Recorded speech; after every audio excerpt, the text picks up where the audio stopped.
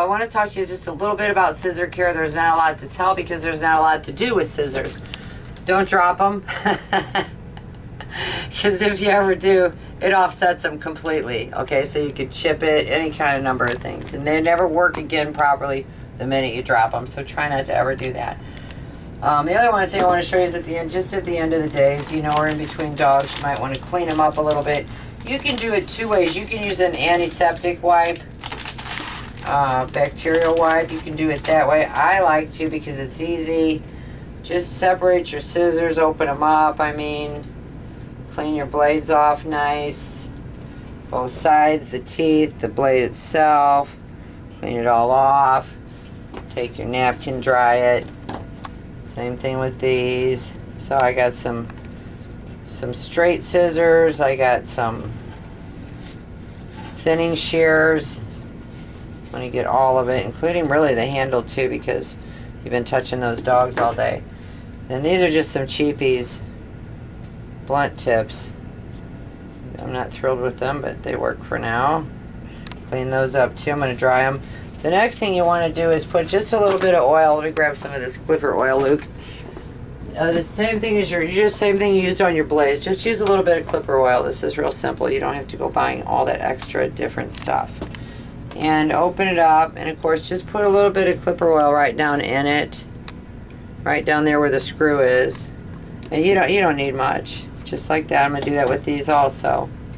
Then I'm going to show you how to set that dial right on your scissors, because the tension dial, if you make that too tight, if you give it too much tension, you're going to cause too much friction on that blade itself, and you're going to wear it down.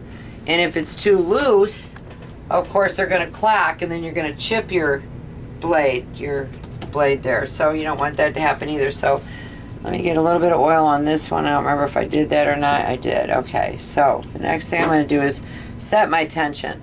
I want to open my scissors up, and I want to drop them.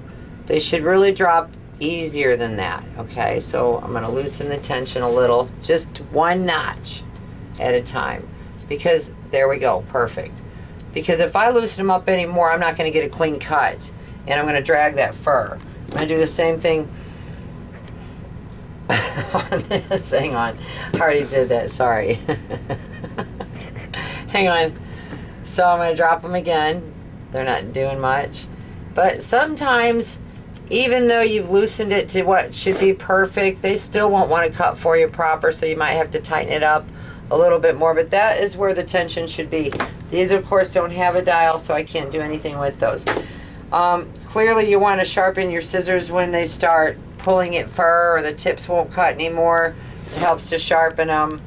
And that was probably, keep good care, always keep them protected, your scissors.